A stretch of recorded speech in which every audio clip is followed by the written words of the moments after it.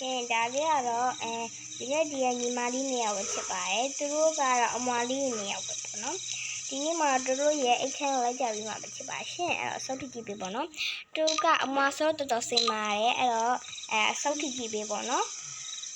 ကြပါမယ်ဒါကတော့အငယ်ဆုံးဖြစ်တဲ့ညီမလေးကခမ်းရောက်လေးကြိုက်လို့ခမ်းရောက်လေးနဲ့ဆေးပေးထားပါရှင်နောက်တစ်ခါမှကြတော့ तू ကအစိမ်းရောင်လေးကြိုက်လို့ပေါ့နော်အလဲမလေးကအစိမ်းရောင်လေးကြိုက်လို့အစိမ်းရောင်လေးနဲ့ဆေးပေးထားပါရှင်ဒါကတော့unity ရဲ့အခန်းလေးပါ unity ကပန်းရောင်ကြိုက်လို့ပန်းရောင်လေးနဲ့ဆေးထားပါရှင်နောက်ပြီးတော့တခြားဒါလေးကတော့မီးပူကြောင်လေးပဲဖြစ်ပါရှင်ပြီးတော့ရှင်တော့ဒီဘက်ကိုသွားလိုက်မယ်ဆိုရင်မှအခန်းလေးရှိပါမယ်ပေါ့နော်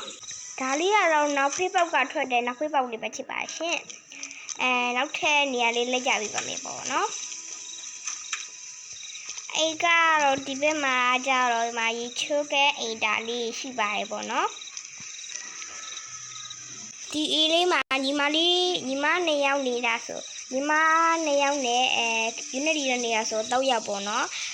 တကယ်လို့ဒီဗီဒီယိုလေးကိုကြိုက်တယ်ဆိုရှင်ရော like subscribe လေးလုပ်ပြီးတော့ပါပေါ့နော်အတန်းကနည်းနည်းဆုံးလို့နည်းနည်းကြည့်